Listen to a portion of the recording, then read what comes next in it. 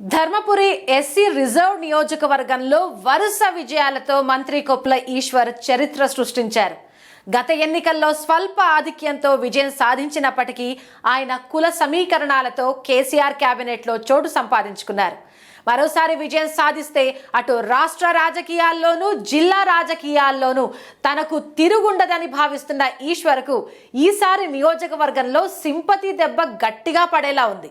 ఇప్పటికే 4 సార్లు ఓడిపోయిన లక్ష్మణ్ కుమార్ ఈసారి విజయం సాధించాలని గట్టి పట్టుదలతో ఉన్నారు. వరుసగా 6 సార్లు విజేతగా నిలిచిన కొప్పుల ఈశ్వర్కు ఈసారి ఎట్టి పరిస్థితుల్లోనూ ఓడిస్తానని ఎడ్ల లక్ష్మణ్ కుమార్ ధీమాతో ఉంటే, ఇక్కడి నుంచి పోటీ చేస్తున్న బీజేపీ అభ్యర్థి ఎస్ కుమార్ ఏ మేరకు ప్రభావం చూపుతారో చూడాలి. ప్రధానంగా పోటీ ఈసారి బీఆర్ఎస్ కాంగ్రెస్ మధ్య ఉండే అవకాశం ఉందన్న అభిప్రాయం నేపథ్యంలో కొప్పులను ఓడించి ధర్మపురిలో లక్ష్మణ్ కుమార్ జెండా ఎగరవేస్తారో లేదో చూడాలి. ఇక ధర్మపురి నియోజకవర్గంలో పోలింగ్ బూతులు 269, పురుష ఓటర్లు 109,963, మహిళా ఓటర్లు 114,622, ట్రాన్స్జెండర్లు 6 ఉన్నారు. మొత్తం ఓటర్లు 2,24,591 ఉన్నారు.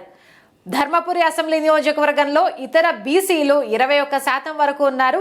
ఇక మున్నూరు కాపులు 14%, మాదిగలు 12.5% మేరున్నారు. మాలలు 8.5%, పద్మశాలీలు 7%, గొల్ల కురుమలు 6%, గౌడలు రెడ్లు 5% మేర ఉన్నారు. తెనుగు ముదిరాజులు సైతం 5% ఓటర్లున్నారు. ఇతరులు 9%కి పైగా ఉన్నారు.